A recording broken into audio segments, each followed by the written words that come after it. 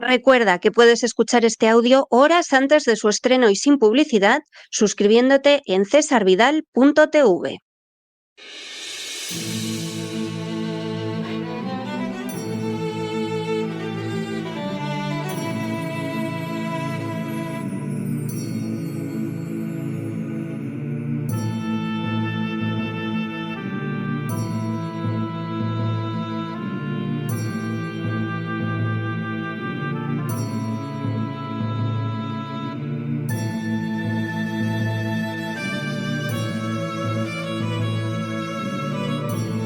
La Voz con César Vidal, desde el exilio. Muy buenos días, muy buenas tardes, muy buenas noches y sobre todo muy bienvenidos a esta nueva singladura de La Voz. Soy César Vidal, hoy es el lunes 23 de junio de 2025 y me dirijo a los hispanoparlantes situados a uno y otro lado del Atlántico y del Pacífico, y como siempre lo hago desde el exilio. Corría el año 1796 cuando el primer presidente de los Estados Unidos, George Washington, pronunció su discurso de despedida. El texto, que constituía una pieza maestra del pensamiento político y una guía para el futuro de la nación, entre otras cosas, afirmaba lo siguiente: "It is our true policy to steer clear of permanent alliance with any portion of the foreign world. In my opinion, it is unnecessary and would be unwise to extend them".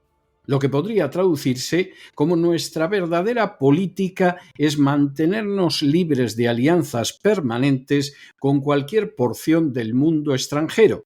En mi opinión, es innecesario y carecería de sabiduría extenderlas. La afirmación de Washington entrañaba una visión de enorme sabiduría. Estados Unidos no tendría jamás que unirse con una nación extranjera en una alianza permanente.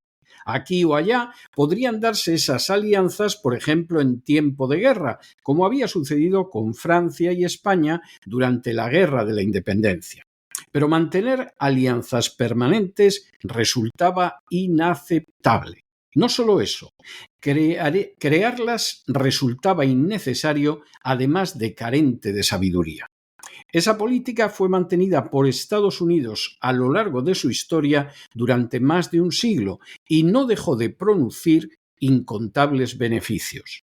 Fue abandonada durante la Guerra Fría y ese abandono no ha dejado de ser una suma de innegables desgracias para el pueblo de los Estados Unidos de América. En las últimas horas hemos tenido nuevas noticias sobre el apoyo de Estados Unidos a la política del Estado de Israel.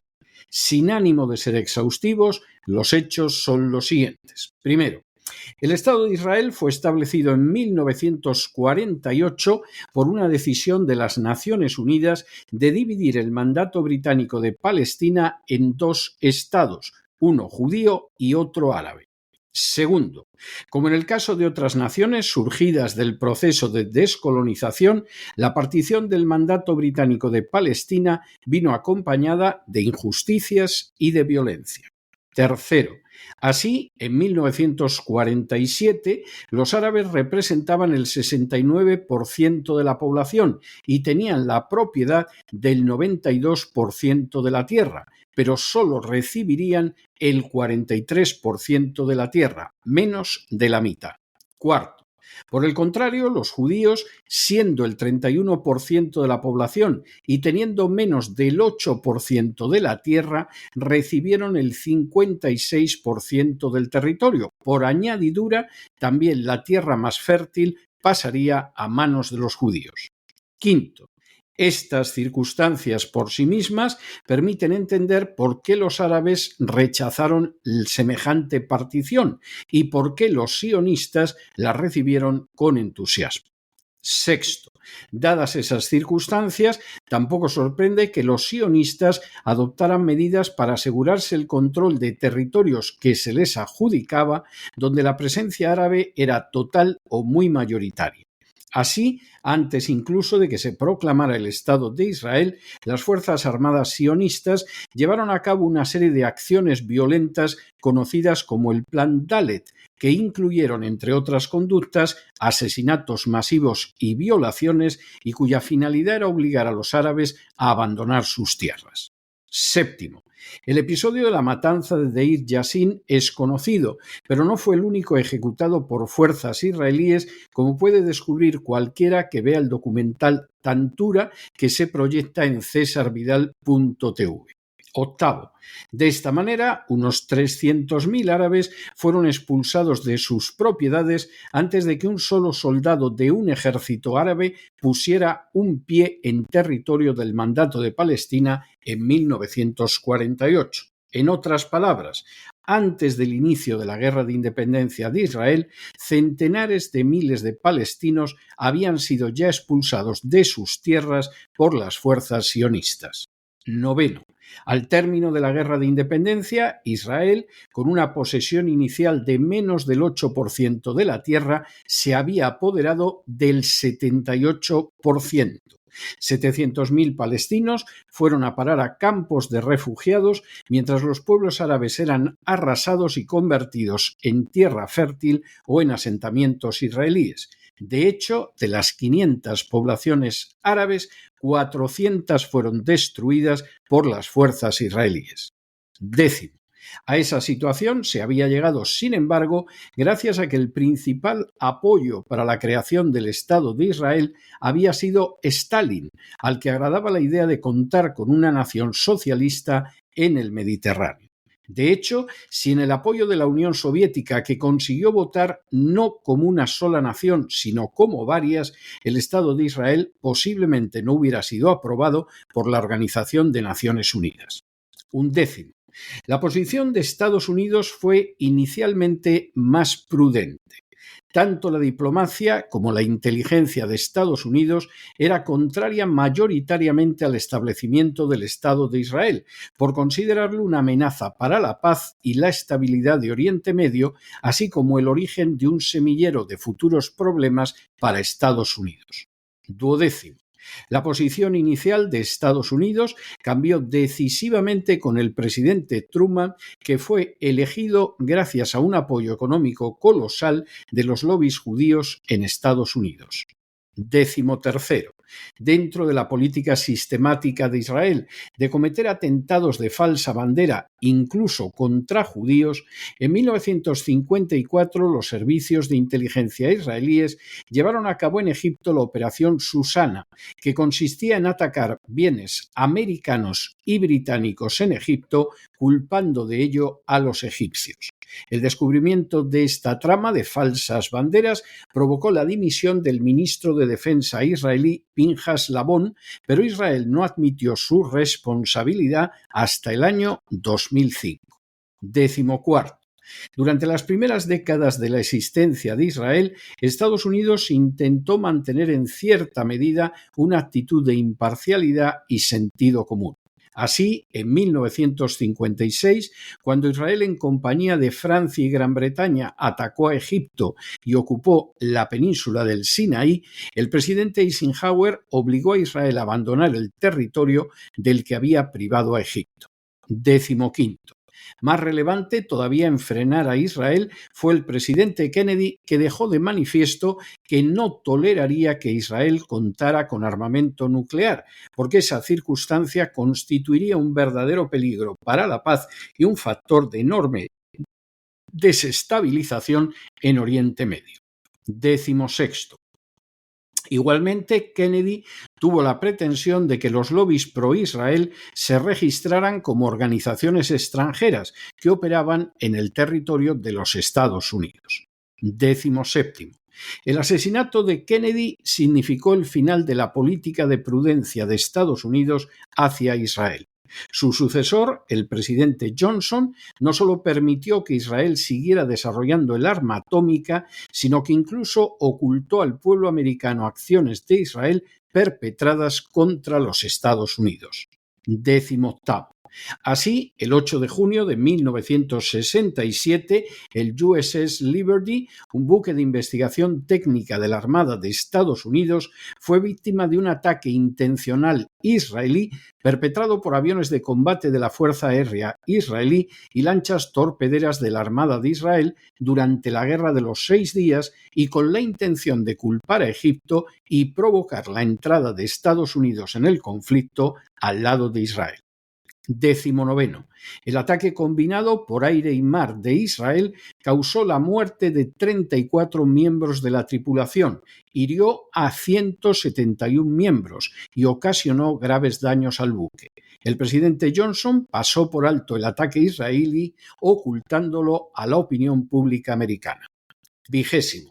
La presidencia de Nixon incluyó algún intento de presionar levemente a Israel para que respetara la legalidad internacional, lo que acabó traduciéndose en la devolución del Sinaí a Egipto, aunque no en la de los Altos del Golán a Siria o en la creación de un Estado palestino. 21. Mientras se multiplicaban las referencias a la alianza permanente de Israel y Estados Unidos, en los años 80 se produjo el peor caso de ataque contra la comunidad de inteligencia americana a lo largo de toda su historia. Se trató del famoso caso Pollard. 22.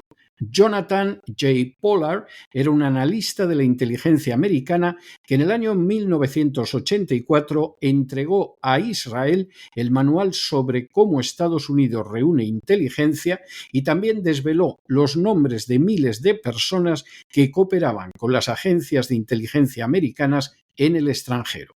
Pollard, que es judío, fue detenido en 1985 mientras Israel entregaba los datos de la inteligencia americana a la Unión Soviética, a la sazón el mayor adversario de Estados Unidos en el plano internacional.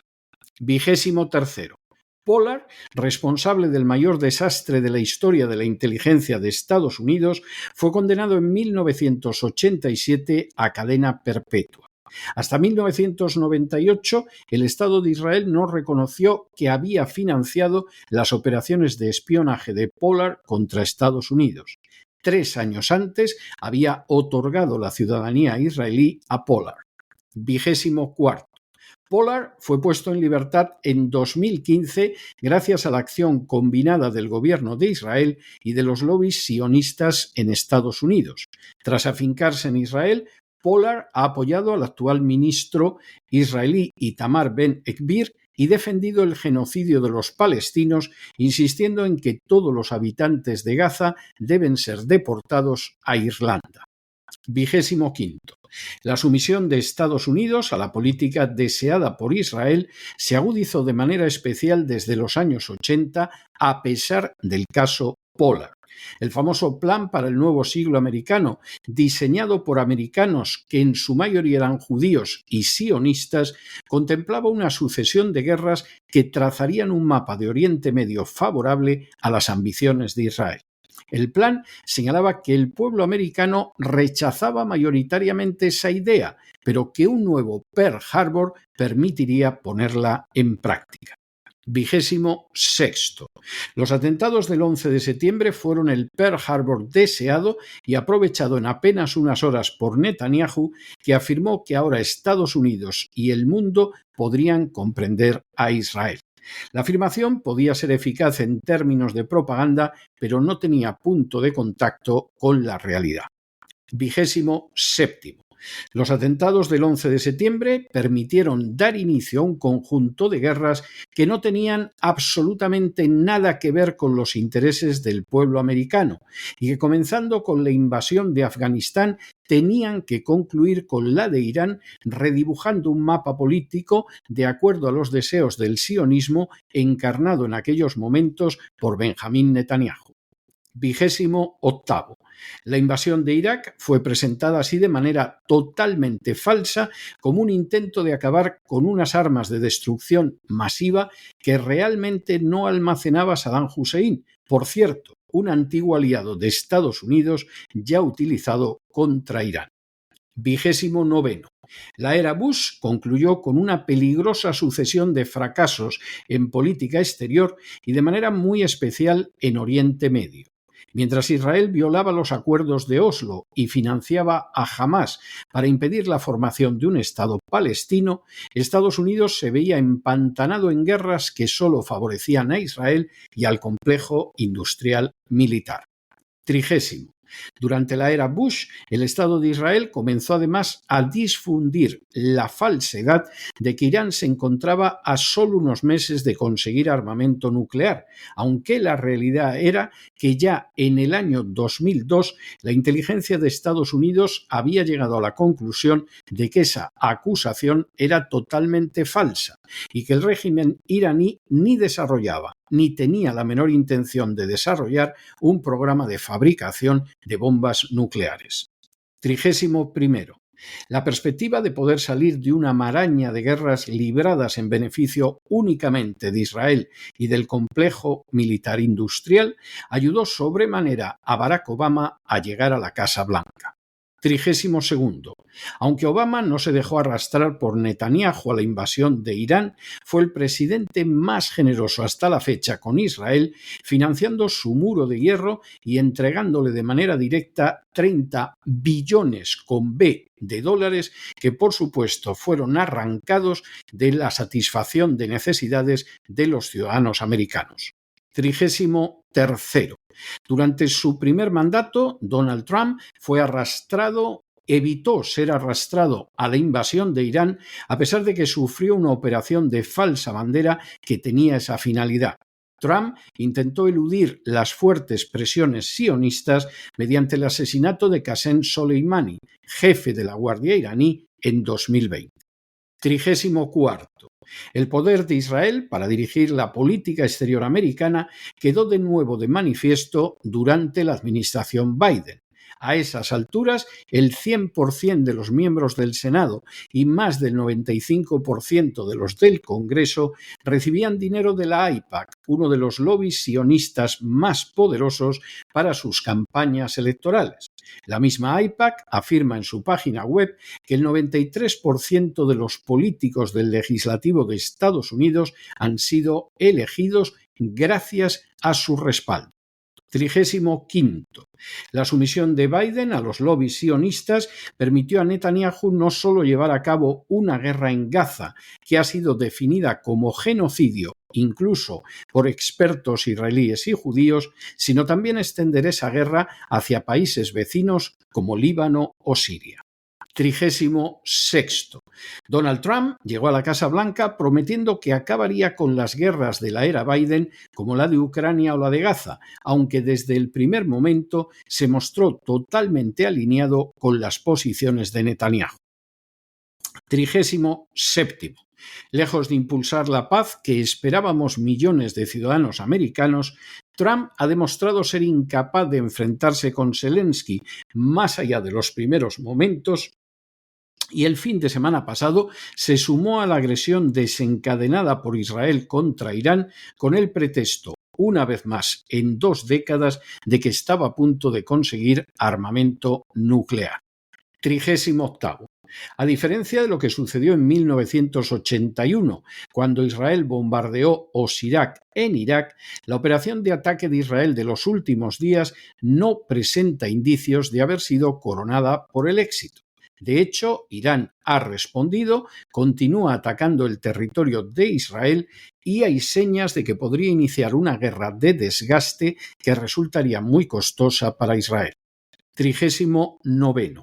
A pesar también de la declaración de Trump señalando que la operación llevada a cabo por la aviación americana destruyó totalmente las supuestas instalaciones nucleares de Irán y que se abre el camino a la paz, la realidad es que ni existe el menor indicio de que las supuestas instalaciones hayan sido destruidas, ni mucho menos de que esto vaya a llevar a una paz deseable.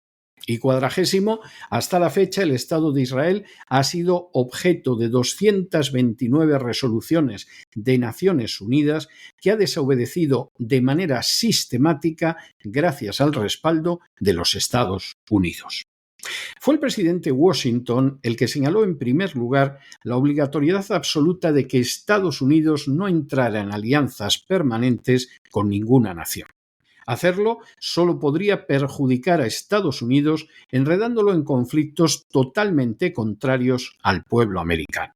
Si esa sabia conducta de Washington ha sido quebrantada en relación con la OTAN, para desgracia de Europa y de los Estados Unidos, con seguridad no existe una circunstancia donde se haya violado más que en relación con el Estado de Israel.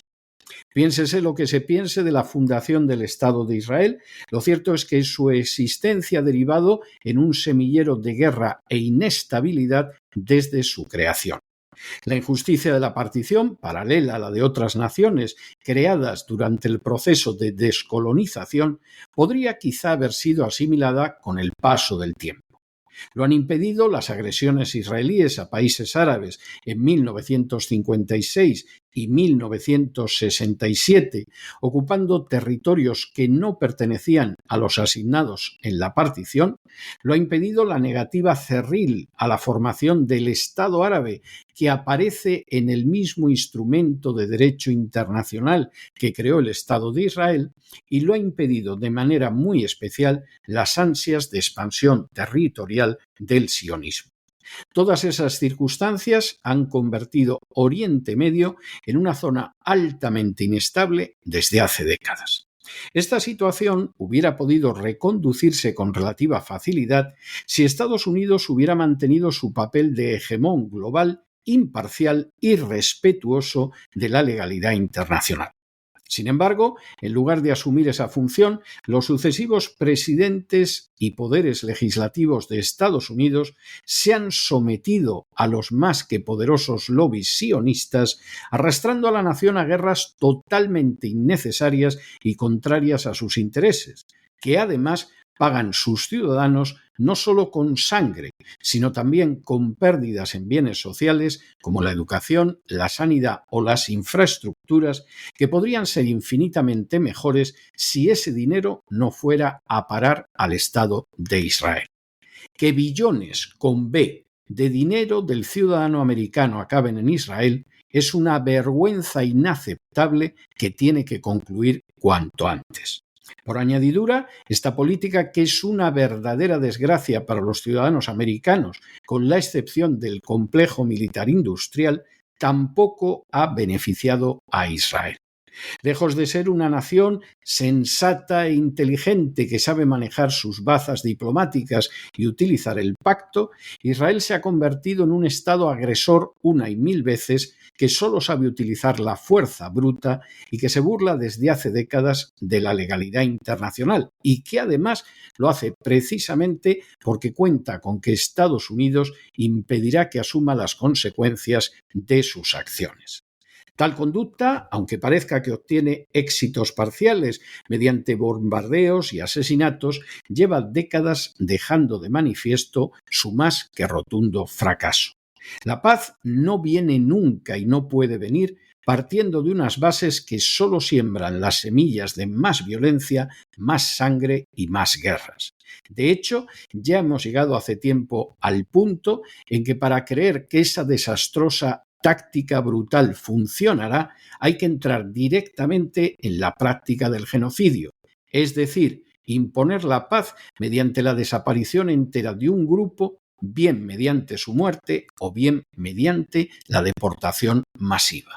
Se trata de una visión inaceptable que la historia humana ya ha visto en demasiadas ocasiones.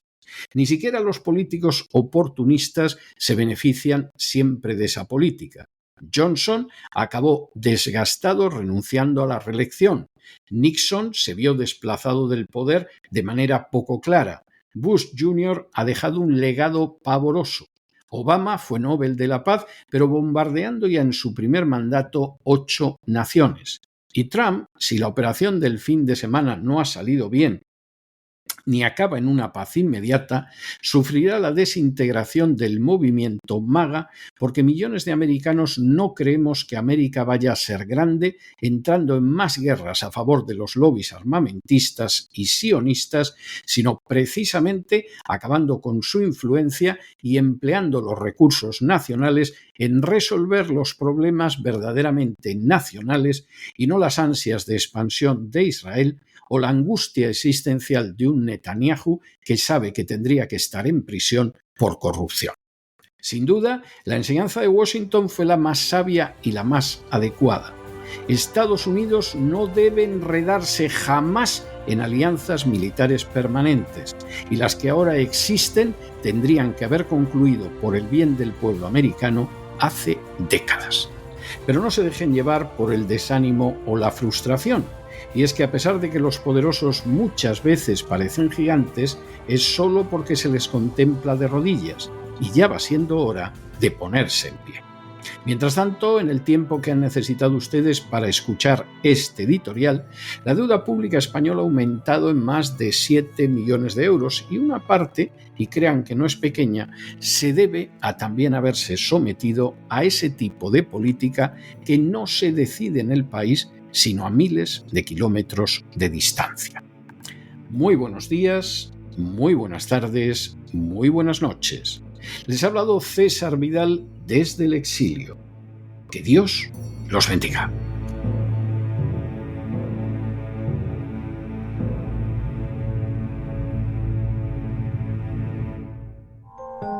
Sección patrocinada mediante crowdfunding con el siguiente mensaje: Nuestro Señor Jesucristo, el único Dios verdadero, es misericordioso y nuestro Salvador.